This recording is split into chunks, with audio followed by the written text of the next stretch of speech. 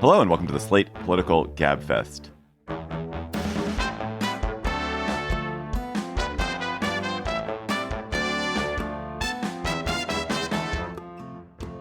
August 17th, 2023, the Georgia versus the Trump 19 edition. I'm David Plotz of CityCast. I'm still up here in gorgeous Vermont, thank goodness. John Dickerson is still yon and beyond elsewhere, nowhere to be found. But Emily Bazelon of the New York Times Magazine and Yale University Law School is here from New Haven. Hello, Emily. Hello, David. That is not to say that John has actually disappeared. We know where he is. He's just not here. I didn't mean to imply that he had gone somewhere else. It's okay, because in John's stead, we have first-time Gabfest co-host Lulu Garcia-Navarro. Lulu is, of course, a great journalist of a long heritage at NPR. She's now a host with the New York Times audio section where she's developing a new show. Hello, Lulu. Welcome. I don't even know where you are. Welcome from wherever you are. I am in Washington, D.C., which is not the center of the political universe at the moment. It is, though, very hot. This week on the Gabfest, Georgia indicts Trump and his lackeys and enablers for their attempt to overturn the 2020 election results in that state.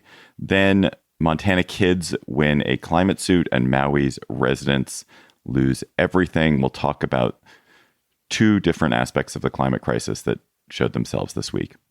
And then what to make of the sad and strange drama around the Blind Side's Michael Oher. Just an amazing, gripping, and really unsettling human story about a professional football player and his adopted, in quotes, family. Plus, of course, we'll have cocktail chatter.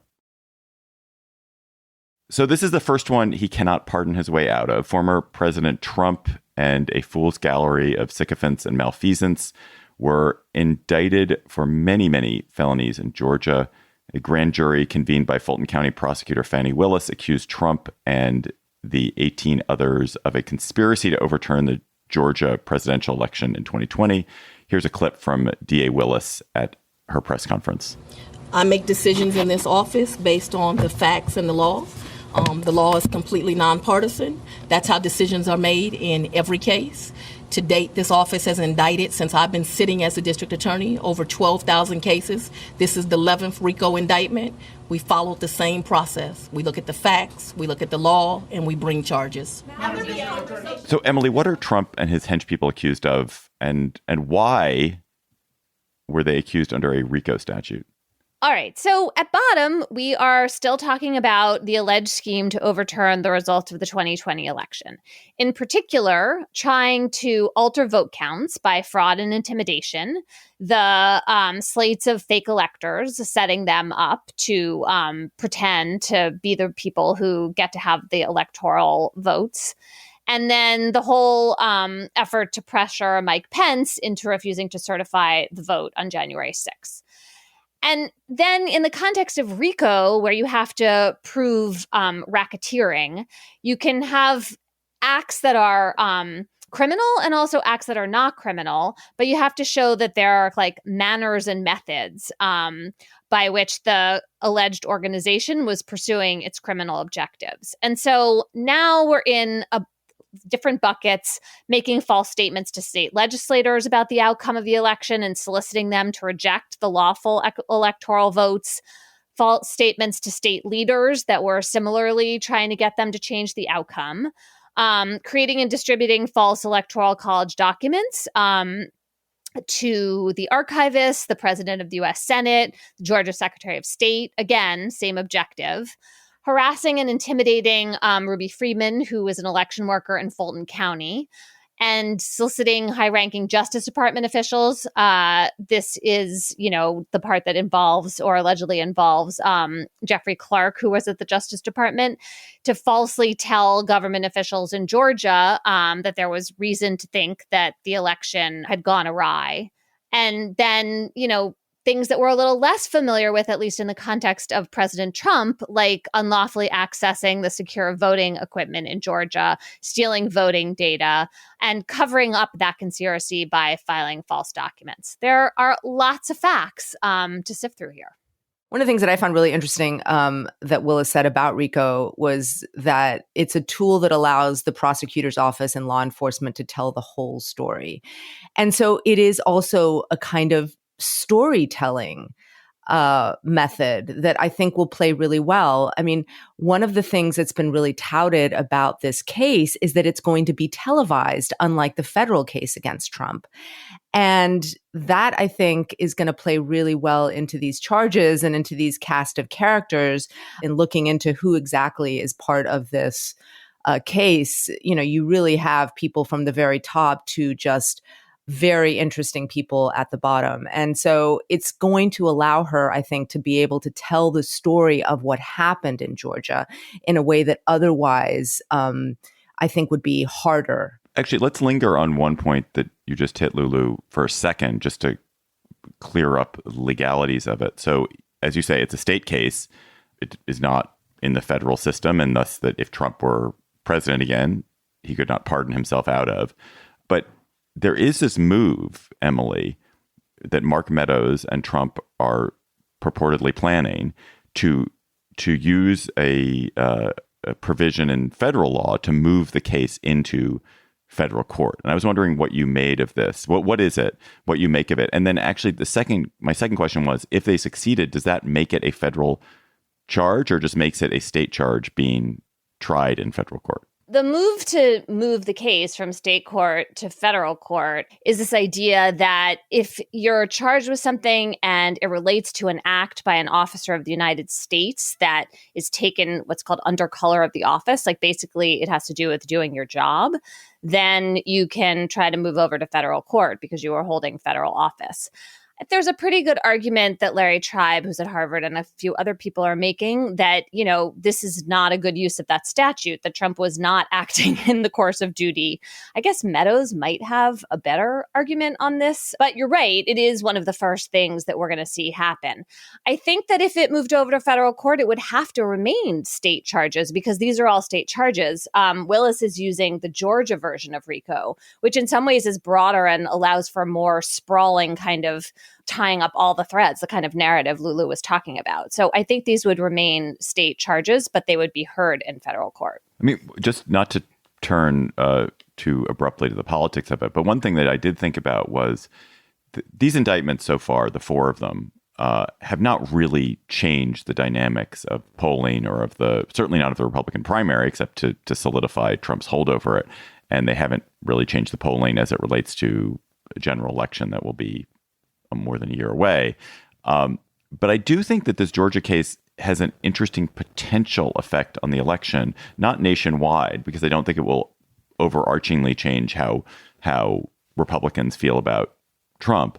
But there is this strain of Georgia Republicans, including the governor and the secretary of the state, who have been very critical of the way that Trump interfered in the 2020 election and there will not be a strong institutional support for Trump from Georgia Republicans in 2024. And so there's this chance that, at least in this one swing state, the fact that there's a very public trial that is about Trump's meddling in their state, in their process, in their integrity, could sort of diminish Republican enthusiasm for Trump in ways that it might not in other states. That's maybe a 3-bounce shot in pool or something. But it does feel to me like this case might have an impact on the presidential election in a way that the other cases have not. Any take on that? I mean, that assumes that it's going to happen in time for the presidential election. And you can be pretty sure that President Trump and everybody else is going to be trying to delay this trial as much as possible. And, you know, it's a big, big case. I mean, it's a 98-page indictment.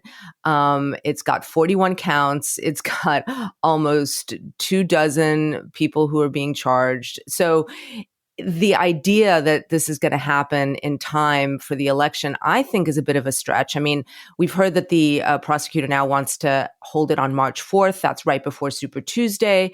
But everything that I've heard about this case and everything that I've heard experts discuss about it is that it's going to be a real push to get this on the docket and expedited in time for the election. Yeah, I can't imagine how that's going to happen. And then that raises all kinds of questions about the timing. I mean, of course, this really all depends on whether Trump is elected or not. But I mean, if he's not elected, then you have what would essentially be a kind of late accountability sideshow, right? If he's the president, how does the prosecutor get him to sit for this trial, a state prosecutor? Like, that is just a really, I mean, that just makes my brain melt a little bit, what that would actually be like. I honestly can't imagine it.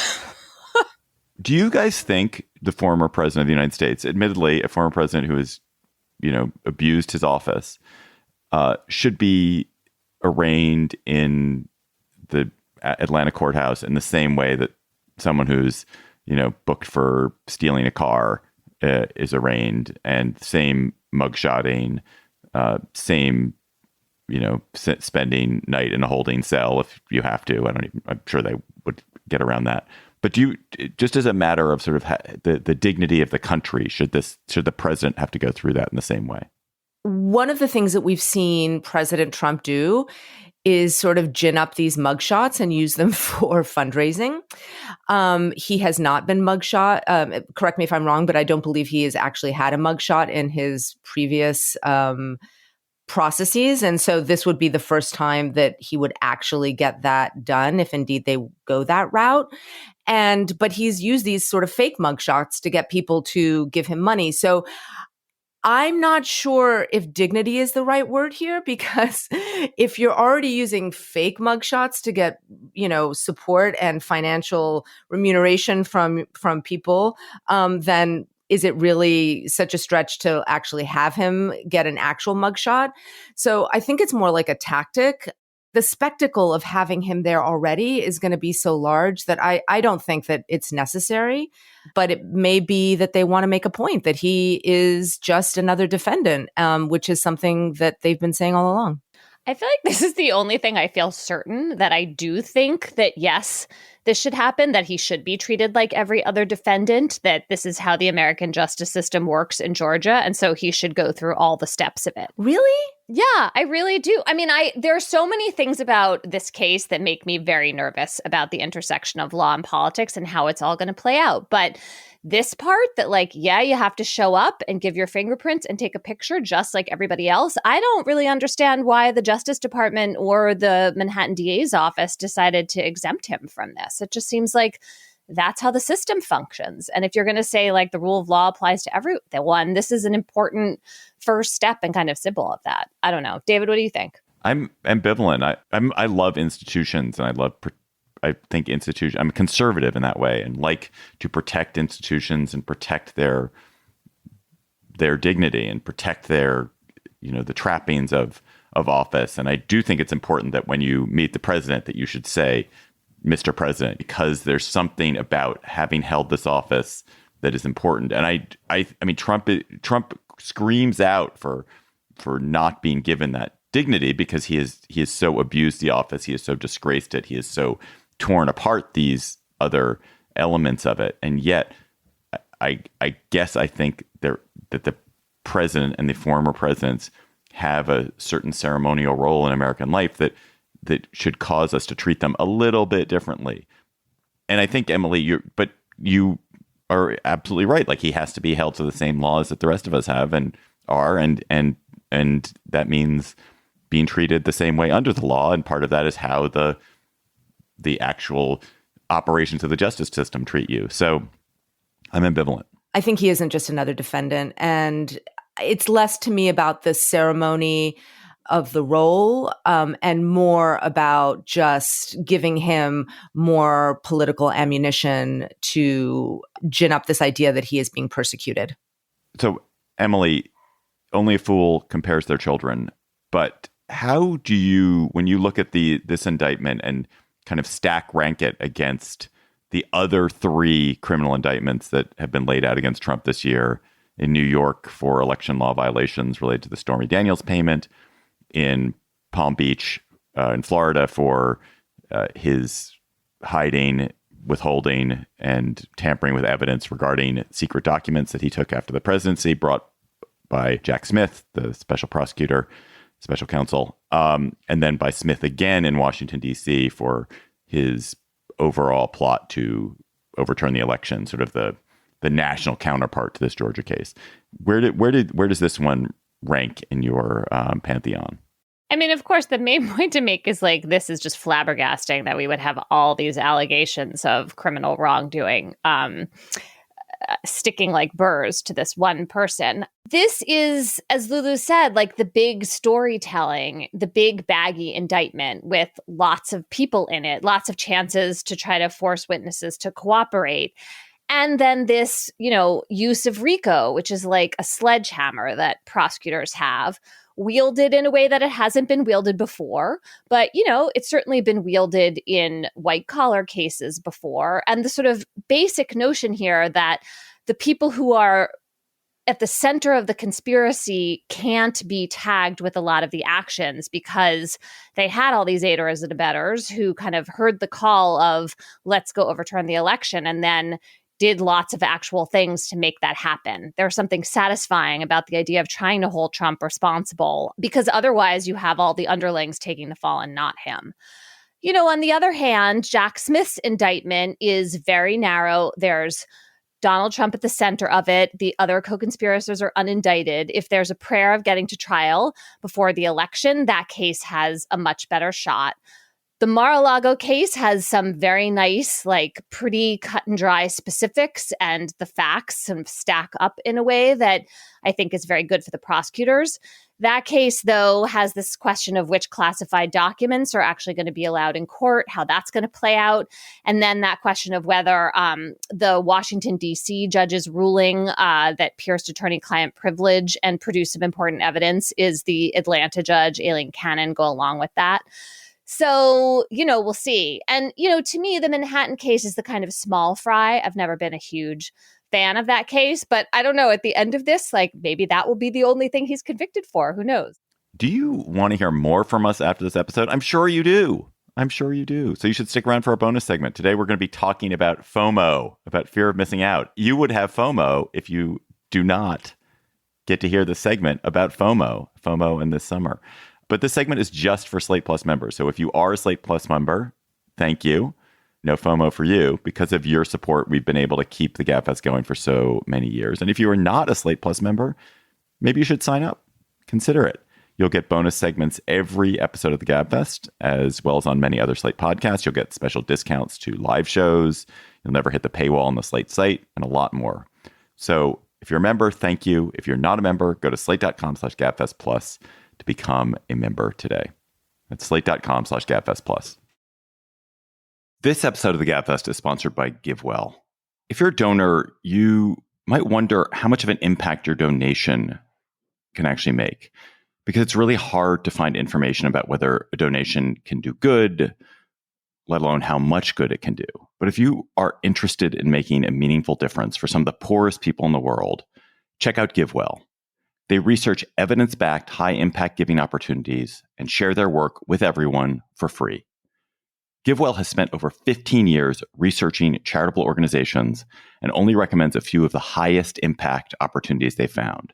And over 100,000 donors, including me, have used GiveWell to donate more than $1 billion. Rigorous evidence suggests that these donations will save over 150,000 lives and improve the lives of millions more.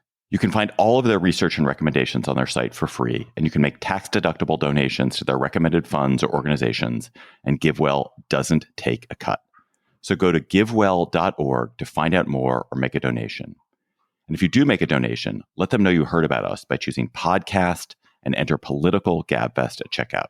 Again, that's givewell.org. The deadliest American fire in a century has killed more than 100 people in Lahaina, Hawaii, on the island of Maui. The fire, which was possibly caused by electric wires blown down in a heavy wind that was accelerated by a Pacific cyclone that was very strong, possibly because of the warmth of the Pacific Ocean, because of climate change. The fire that was definitely fueled by dry invasive grasses that were dry because there's a drought that has seared the island, possibly exacerbated by climate change. It destroyed more than 2,000 structures in the town, took all of those lives, and leaves an absolutely devastated community. At the same time, the same week, across the ocean here in the mainland, the children of Montana won a suit in state court. A state judge found that the right to a clean and healthful environment guaranteed by the state of Montana and the Constitution gives these children a right to fight the way certain laws in Montana have been executed. So there's a law in Montana that forbids the state from considering climate change and greenhouse gas emissions when permitting for fossil fuel projects. This is the first ruling of its kind in the nation where sort of the health of the children and the future of the children has been taken into account in a climate case. So, Lulu, the juxtaposition of these two things is really interesting. But let us start with the Montana case for the moment. Why was that exceptional? Why was it interesting? So the Montana case is interesting for a whole bunch of reasons. The first actually is that this was one of the first cases to actually use as a tactic to go after government. The idea that this was actually a case that said the government of this state is not protecting its children. In the Constitution of Montana, there is this idea that you should be able to have a clean and healthful environment. It's a so-called Green Amendment, as they're known. And so essentially, they were saying, hey, governments issue permits for fossil fuel companies, and governments have an important role when it comes to deciding how people will live. And so one of the main things about this really was that it is a case that allows people, it opens up the door for many suits now potentially to go after governments and how they regulate industries within their state. Yeah, I like this case. I like this case because of the state constitutional provision that you were just talking about, which, by the way, was enacted into Montana's constitution in 1972, which sort of makes sense. Like, it has a very Earth Day feeling about it. And, you know, what the kids who sued, what the plaintiffs are arguing here is that you can't have that broad, you know, idea of protection and then also say, okay, when we're permitting, we're going to just take climate change out of the equation, which is what the state is doing, and which obviously protects a lot of the coal production that's going on in Montana. I don't think that, directly speaking, this case actually leads to a whole lot of other cases or victories, because not very many states in the U.S. have these kinds of constitutional protections. But I still think in Montana, like, this is important. And there's also a growing body of international law that's starting to take these same kind of steps, which I think is also really interesting. I mean, one of the things that for me is really interesting about this is that there is a big push, though, to enact other green amendments in other states.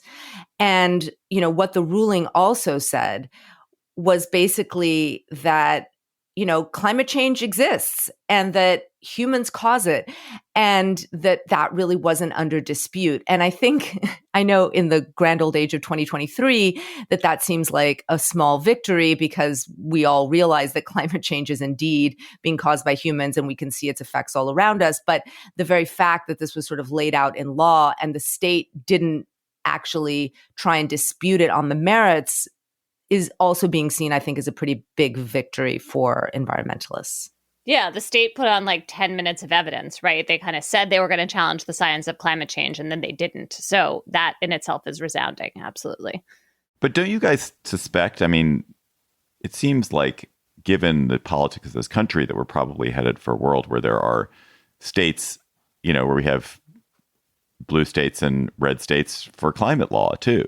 Now, Montana is an interesting case because Montana is a red state, and this is a blue victory, as it were. But I'm not at all sure that this is going to hold up. I bet an appeals court strikes it down, or the state legislature finds a way around it. I think the chances that Montana stops doing fossil fuel projects and stops digging out its coal is basically zero, and that we're going to have, you know, climate law attempting to be made at a state level, but because so many states, like your Texases, are extremely red and extremely pro fossil fuel extraction, and because the economies of those states depend on the fossil fuel extraction, that it's unlikely to have an actual effect on what we drill and what we dig.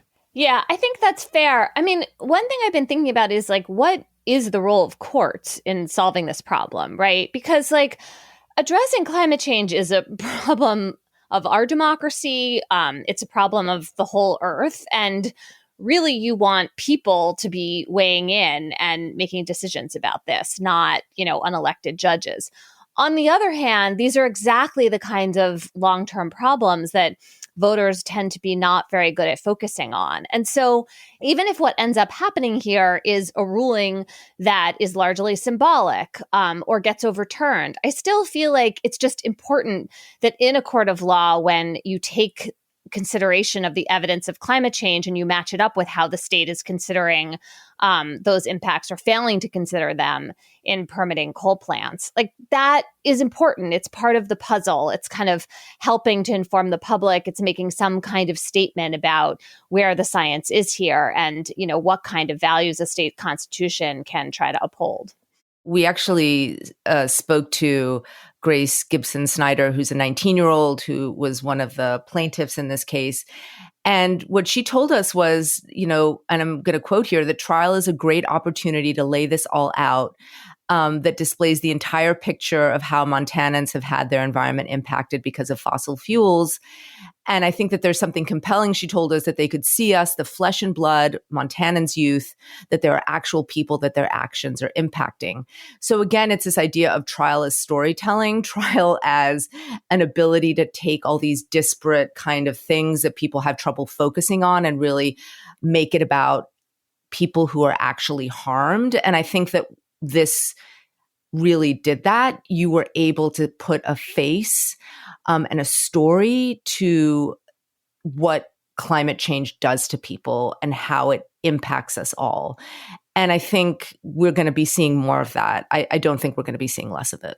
I mean, I guess I totally understand that as an emotional appeal, and I understand the importance of that. And as the long-term narrative, to go back to what you were talking about with our earlier story, Lulu, it seems so important.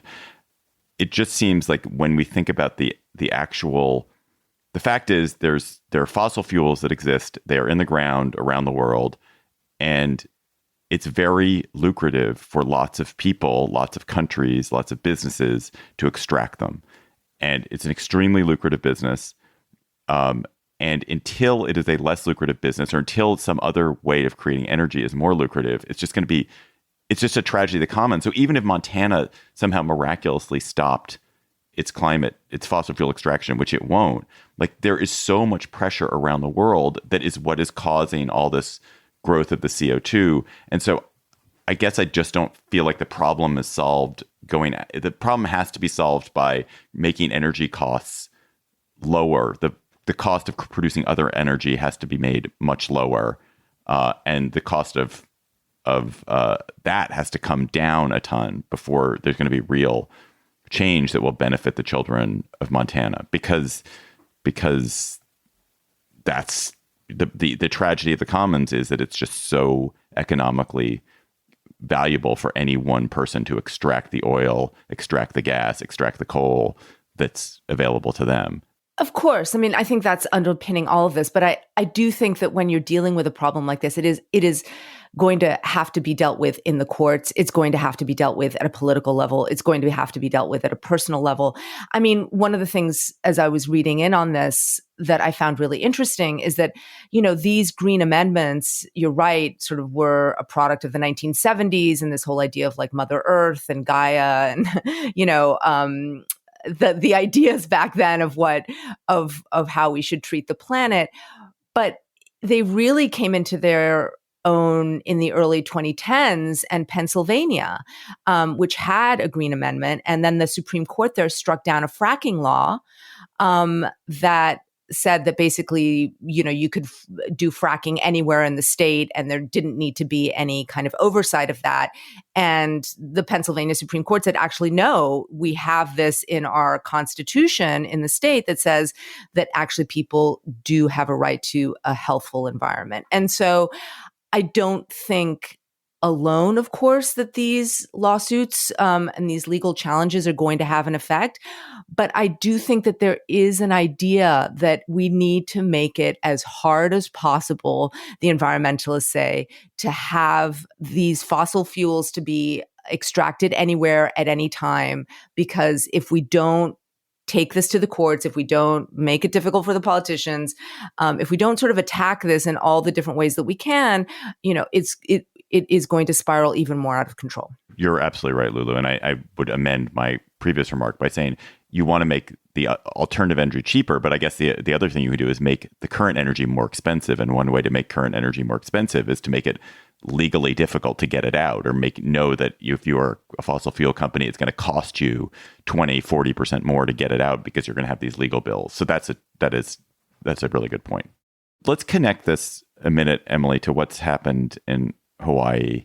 I mean, this is a human tragedy. It's an environmental tragedy, and it's, a deeply expensive economic disaster as well.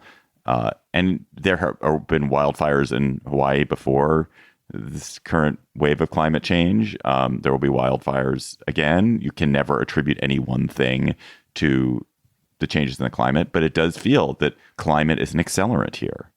Yeah, I mean, it does. And there are just all these examples are proliferating, and there's a lot of human suffering and just like emergency going on, right? I mean, the instability just feels so present now. And it doesn't seem like, especially in this situation, that, the emergency warning system in Maui was at all equal to the challenge.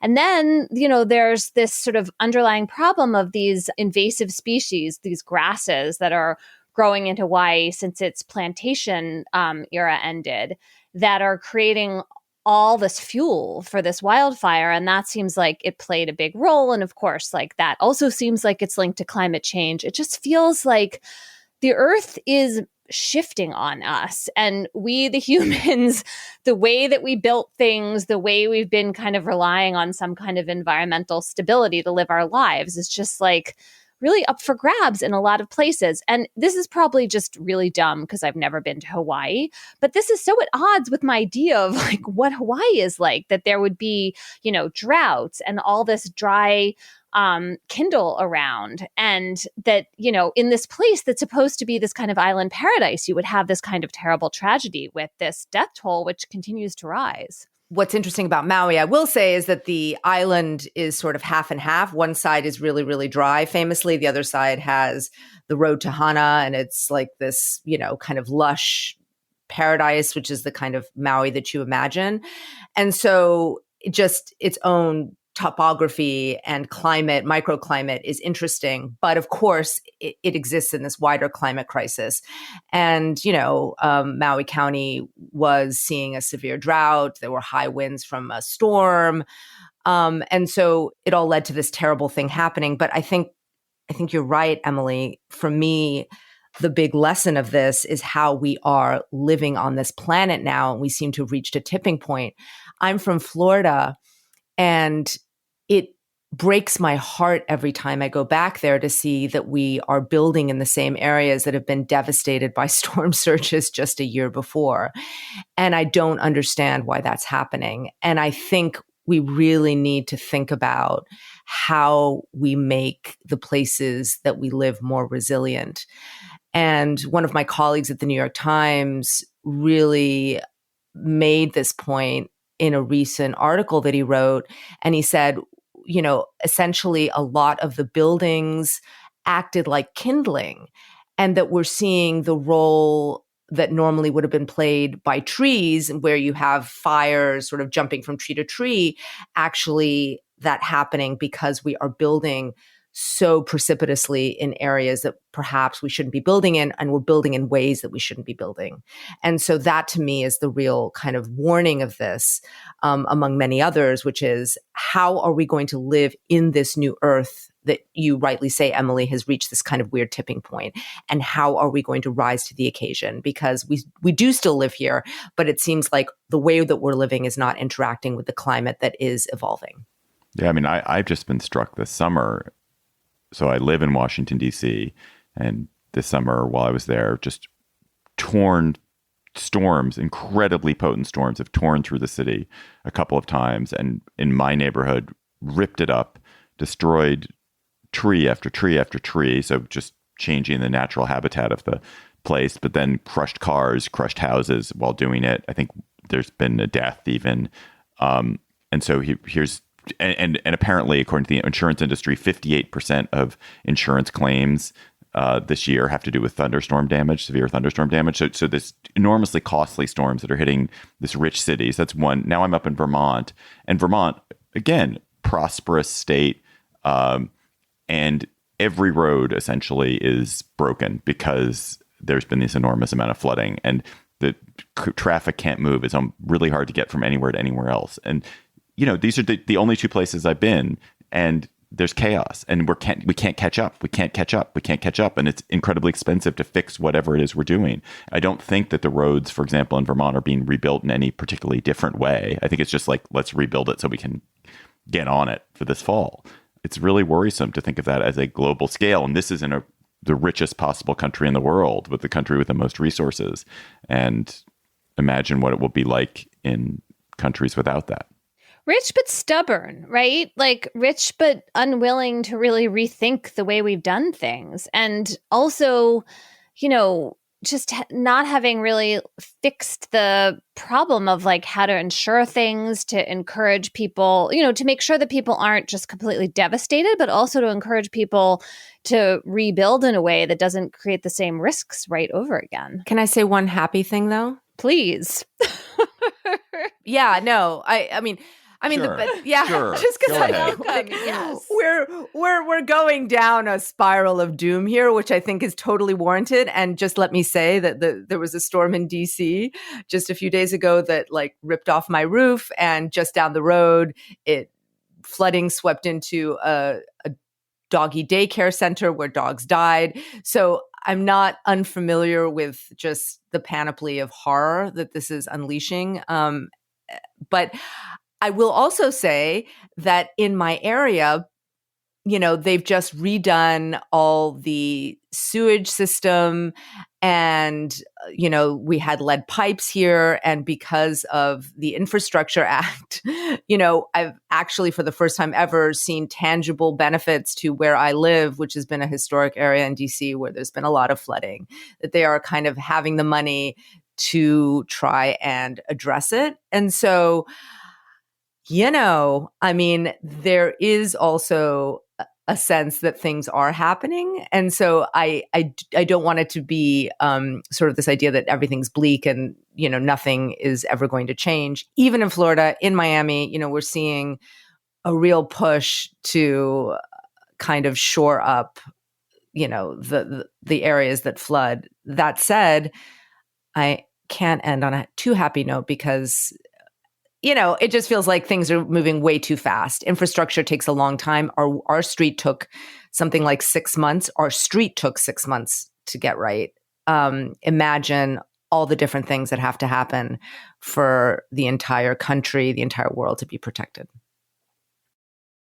The saga of Michael Oher took a strange, dark turn this week. Oher, of course, was the subject of The Blind Side, which is a 2006 Michael Lewis book turned into a 2009 mega blockbuster movie.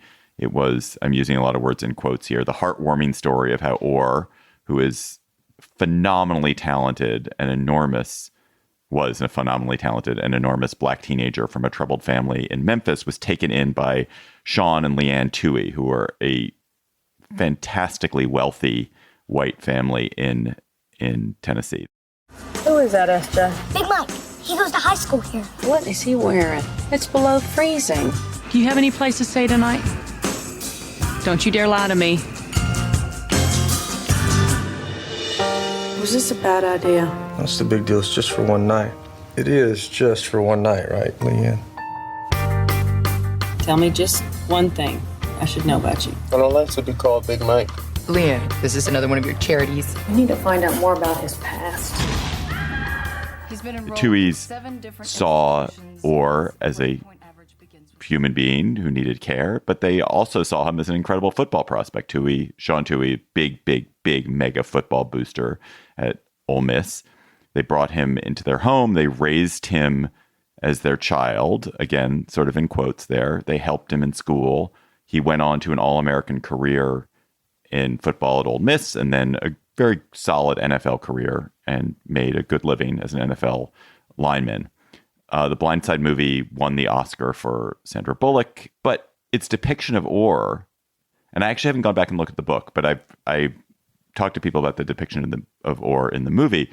It depicts Oher as kind of shiftless and ignorant about football, and the Tuohys clearly as his white savior, and the Tuohys' young son as teaching Oher about football. The movie is problematic. Oher this week accused the Tuohys of manipulating him in various ways. He said they took his share of movie money, that movie that made $300 million, and that he had basically never made any money off of it. He said they had, much to his dismay, he had learned they had actually not adopted him. They'd only created a conservatorship that made them his guardian, and gave them control over his economic decisions. He said that they had abetted him signing over his life rights at age 16, so he got nothing or very little from the book and the movie. And so he's suing them to end the conservatorship and also to vindicate himself. The Tuohys have fired back by saying they didn't make any money from the movie, or very little money, I should say, that they put the money that they had made aside for him, that the conservatorship was never secret, that it was done as a legal maneuver to help him get into college, and that Oher had threatened them with a shakedown, that he had said he wanted money from them or he was going to go public if he didn't get money from them with an embarrassing story. It's a terrible, sad, really sad story. So I have many, many thoughts. But Emily, what do you make of this besides that it's very, very sad? Oh, man. I mean, so first of all, and maybe this is extreme, but are we going to look back on the movie The Blind Side the way we think of a movie like Gone with the Wind? That in its time, it was hugely popular and, enthralling, but that actually what it's saying about race relations is like beyond cringeworthy, because it just takes these stereotypes and packages them and makes them seem heartwarming, but actually portrays this person who, is an intelligent person who says he knew a lot about football as just unable to really figure things out for himself. I mean, the part of this that really gets me is actually something earlier from Oher's book about himself, where he says that he thinks that it really got in his way, this movie, because people assumed that he was dumb and didn't know how to do things. And that, as a football player, that was a problem for him and impacted his career, and just also the way he has to be thought of in the world. Even before all of this tragic, very messy segment in this drama, I just found that to be something that was really worth thinking about. The part about the conservatorship and the fact that he thought he was being adopted and didn't understand this. I mean, or says that now, and the kind of counter accusations, it's just really hard to know what's going on at the moment, because these are such damning allegations on both sides, and we just don't really know the truth of the matter. But it's profoundly sad, obviously, that this relationship has fallen apart in this way. And when you're super wealthy and you try to help someone else, if you seem to be also profiting from it in some way, that is really a problem. And the idea that he did not really benefit from this movie that is all about him and his life rights, I don't know. I mean, also maybe we should blame the producers of the movie in some way that, they haven't quite been on the hook for. I'm not sure, but it just seems so troubling. Michael Lewis, the author of The Blind Side, came out yesterday and said, blame Hollywood. They made $300 million off this movie, and the Tuohys and I didn't see very much of that at all. I would just like to note that a lot of my thinking on this is informed by talking to Josh Levine, who is the host of Hang Up and Listen, the Slate Sports podcast. And Josh will be talking about this on Monday. And Hang Up and Listen, I strongly advise you to listen to him, because he has a really deep understanding of it. But Josh wrote this actually fascinating article back in 2010 about the other Michael Ohers. Michael Oher is not the only young black athlete who was taken in by an incredibly rich white family and quote unquote adopted by them. And there's dozens and dozens of examples of these, and it's just a way in which the sports valorization of sports and the overimportance of sports in the life of America has created a bunch of odd, unusual relationships, some of which I'm sure are wonderful and some of which can really turn sour. One of the things I wondered about the conservatorship and the fact that he wasn't adopted is the Tuohys in their writing about Oher and in Lewis and his writing about Oher again and again and again and again use the term adopt again and again and again. They use adopt, and he was never adopted. And so that disingenuousness really rankles at me. That is a claiming a kind of virtue that you haven't earned. And especially if you're a family that has hundreds of millions of dollars. I mean, I have no idea how the Tuohy's estate is going to be disposed of. Maybe they've earmarked it all for their church or for a charity, and their children will get nothing. But I really wonder if Michael Oher, their child, their adopted child, and they're claiming is set for the same share that their two biological children are getting after they've made such a scene about them being the adopters of this person. Right. I mean, they're saying like we didn't make money off the movie, but the real question is if they're worth hundreds of millions of dollars, how much is Michael Oher, part of that? It seems like the answer is that he's not. I find everything about this super icky. And they wanted virtue. Right. They wanted credit. Yes, totally. On the one side, yes, you have the Tuohys who sort of were beatified through the book and the movie as these very clear white saviors who rescued this at-risk youth, shepherded him, on to greatness. And I think it is very problematic that this weird conservatorship exists still when, in fact, this man is now in his 30s. Perhaps you could make the argument when he was 18, as they have made, that they needed to have this relationship in order for him to be on their health insurance, et cetera, et cetera. But conservatorships, as we know, give you control over the person if they are incapacitated in some way. It isn't that you then, as the person who is being overseen, have a relationship with the conservators. And so that seems to be a one-way street legally, which they have maintained. But there are questions. I mean, Oher had money and deals that he had that were worth $28 million. Did he sign his own contracts? I've seen people ask that. Did he bank his own money? I mean, what was the relationship financially on the other side of that in terms of how he managed his own affairs once he was in the NFL? And so I think that there's a lot of questions here. I don't know that we can fully understand the complexities of what obviously was a very strange relationship that was, that happened in the limelight of Hollywood and of books being written in the NFL. And so I'm not really sure what we can say other than it's already being refracted in our very weird system where I'm seeing the headlines on Fox News taking the side of the Tuohys, and I'm seeing left-leaning organizations take the side of Michael Oher, and I find that equally icky and depressing. Of course that's happening. Of course it's happening. Oh, God. I mean, Oher really does have the right to be so upset about that movie portrayal. I mean, Josh Levine, again, we were talking about this yesterday. He said, here's a telling fact that no one knows the actor who played Michael Oher in that movie. That movie is all about Sandra Bullock. It's a movie about Sandra Bullock, even though it is Michael Oher is the person. It's like we cast a generic large black man to play this role, and in no sense is he made central, and he's made to look foolish. You can imagine how wounding that would be. It plays into every single trope. Right. That's what I think really gets me. All the stereotypes. Yeah. That we understand about where, wealthy white people sit, the idea of charity, the idea of who's at risk, the idea of,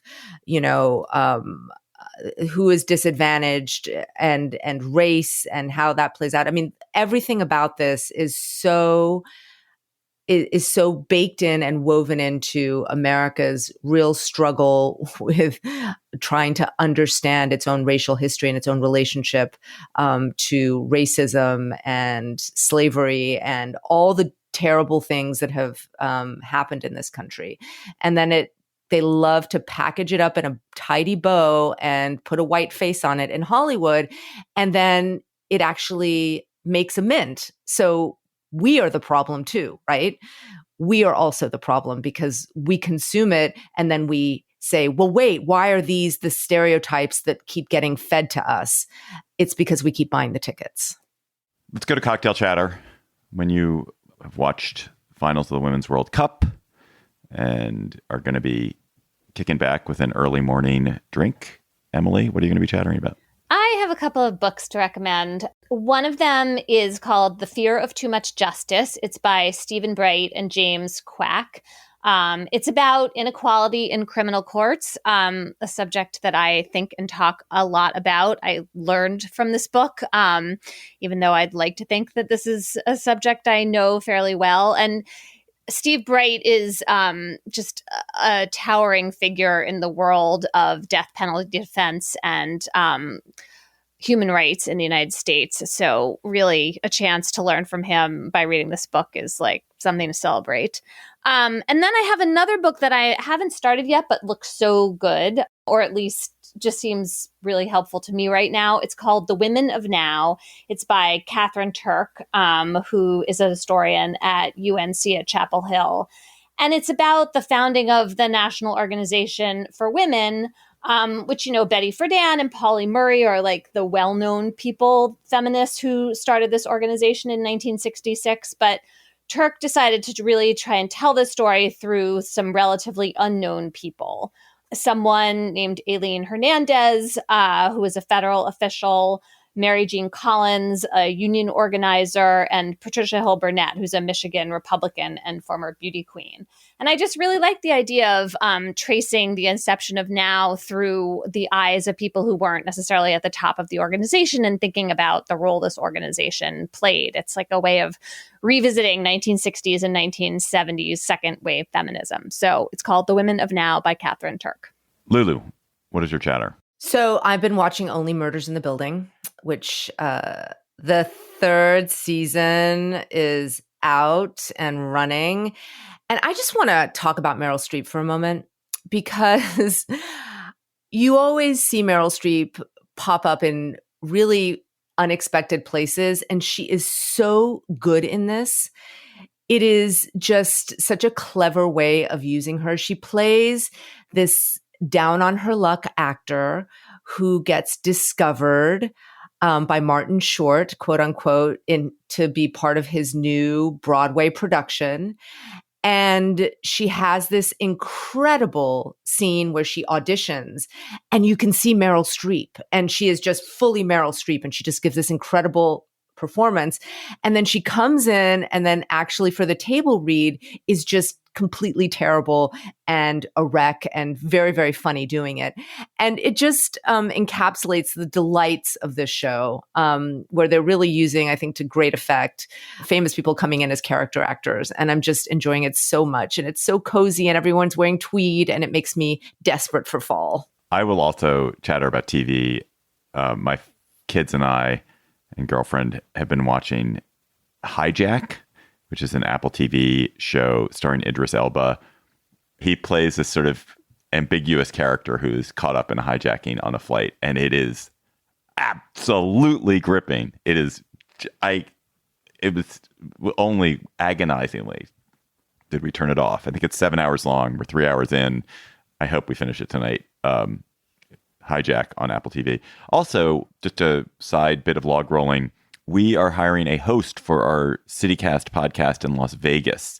So we are looking for someone who really wants to talk about Las Vegas every day. And you do not have to be in Las Vegas now. If you've thought about making a move to Las Vegas, we're interested in someone who has an interesting perspective on the city. It's a daily local podcast that we do in Las Vegas and, of course, 10 other cities around the U.S. And you could have a great time doing it. So if you're interested, you can go to CityCast and find our jobs page and look it up there. You can email me, davidplotz@gmail.com, and I'll put you in touch with the right page. So we're looking for a host for our Las Vegas podcast.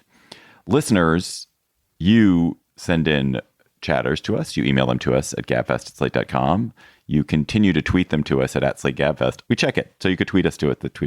Tweet your chatter to us there. But better yet, email to us at gabfest@slate.com, something that is gripping you, something that is exciting for you.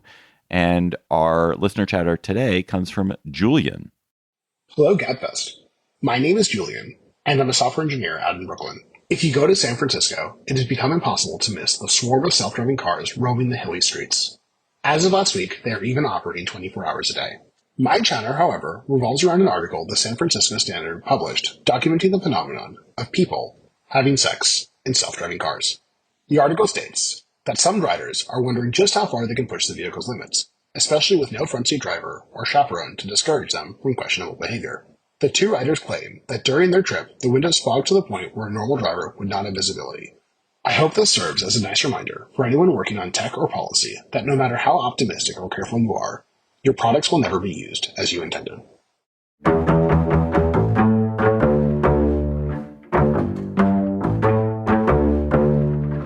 That's our show for today. The Gabfest is produced by Shana Roth. Our researcher is Julie Hugan. Our theme music is by They Might Be Giants. Ben Richmond is Senior Director for Podcast Ops. And Alicia Montgomery is VP of Audio for Slate. Please follow us on Twitter at @SlateGabfest and email us your chatter at gabfest@slate.com. For Emily Bazelon and the delightful Lulu Garcia-Navarro, I'm David Plotz. Thanks for listening. We'll talk to you next week. And I think John is back next week. Hello, Slate Plus. How are you? Are you having an Instagram-worthy summer? Are you in Svalbard? Are you like whale watching in Svalbard right now and posting that to your Instagram account? Perhaps you have climbed 7 14,000-foot peaks in Colorado, and you are whatever they call those, a 14er, and you're posting that. Perhaps you've climbed all the Munros in Scotland this summer, and you're posting from your Munros climbing. Or perhaps you're merely sitting comfortably in a cafe in Amsterdam, very, very high, and having a beer after getting very, very high. Lulu, you wanted to talk about FOMO. Why do you want to talk about FOMO? I want to talk about FOMO because I feel like this is the summer where FOMO finally has come back after the horrors of the pandemic where everyone was shut inside. But one of the things that I really appreciated about the pandemic was that I really was not envying anybody. There was no social event to not be invited to. There was no social event to not be invited to. There were no trips that were being taken. If someone was caught going on their super yacht, they were immediately vilified. And so therefore I was happy about that. And so, there was this weird last summer thing when it was supposed to be hot girl summer, quote unquote. And I took that under advisement. I went to Europe. I immediately caught COVID and spent the entire time in a cottage in the Cotswolds by myself, very, very sick. And so it really, really sucked. And so this summer, I was like, I'm not taking any chances. I'm just going to lay low. But this was the summer when everyone came out and had an amazing time and got Beyonce tickets and Taylor Swift tickets. And everyone's writing about their European vacation and how great it is. And I didn't do any of it. And I felt a great deal of FOMO. But I'm going to rephrase this now because I actually think it's not FOMO, which is fear of missing out. I'm going to call it YAMO. You are missing out. I was missing out. And so that is my take on my summer so far. My child was like, why aren't we going to see Taylor Swift? Why aren't I part of this amazing thing that everyone's talking about? And, there's this collective joy that everyone apparently is feeling. And yeah, I feel curmudgeonly about it. I've got lots of FOMO. That was just a snippet from our Slate Plus conversation. If you want to hear the whole conversation, go to slate.com/GabfestPlus to become a member today. It's time to get your checking account to zero with free checking from PenFed. That's zero ATM fees, zero balance requirements, and zero time spent waiting for your paycheck to direct deposit because you can receive it up to 2 days early. Open your account with just $25 and see how big zero can be. Apply online today at PenFed.org/free checking. Early direct deposit eligibility may vary between pay periods and timing of payers' funding. To receive any advertised product, you must become a member of PenFed, insured by NCUA.